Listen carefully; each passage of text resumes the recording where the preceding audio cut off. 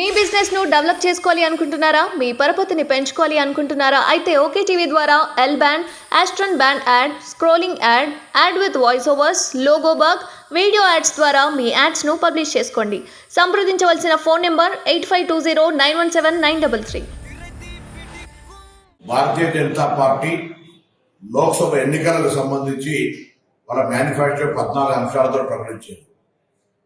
బలహీన వర్గాల ప్రధానమంత్రి అని చెప్పుకునే నరేంద్ర మోడీ గారు 14 అంశాల్లో ఒక్కటి కూడా బలహీన వర్గాలకు సంబంధించిన అంశం పెట్టకపోవడం చాలా శోచనీయం. ఇది దేశంలో ఉన్నటువంటి బలహీన వర్గాలందరూ కూడా గమనించాలని కోరుతా ఉన్నాం.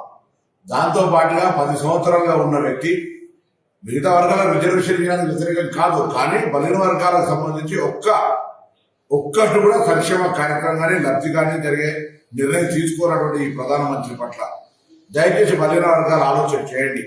కులగణన సర్వే చేయడానికి కాంగ్రెస్ సిద్ధంగా ఉంటే దానికి సంబంధించి 5 న్యాయ లోపల కూడా అదొక అంశంగా పెట్టింది కూడా గతంలోనే ఆ అంశాన్ని వ్యతిరేకించే వ్యాపార వర్గాల పార్టీ అయిన భారతీయ జనతా పార్టీ సుప్రీంకోర్టులో అఫిడేవిట్ ఇచ్చి ఈ యొక్క కుల గణనకు వ్యతిరేకంగా నిర్ణయం తీసుకుంది.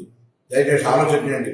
ఎంత బీసీలు ఉన్నారో, ఎంత ఎస్సీలు ఉన్నారో, ఎంత ఎస్టీలు ఉన్నారో, ఎంత మైనార్టీలు ఉన్నారో, ఎంత ధనిక వర్గాలు ఉన్నారో తెలిస్తే వాళ్ళకంత న్యాయం చేయొచ్చు అనే ఆలోచనతో ఒక సామాజిక స్ఫూర్తితో కాంగ్రెస్ వ్యవహారం చేస్తే పూర్తిగా వ్యాపార వర్గాల పార్టీగా వ్యవహరిస్తున్నటువంటి నరేంద్ర మోడీ బీజేపీ ప్రభుత్వం వాళ్ళ మేనిఫెస్టోను దయచేసి ప్రతి బీసీ చదవండి.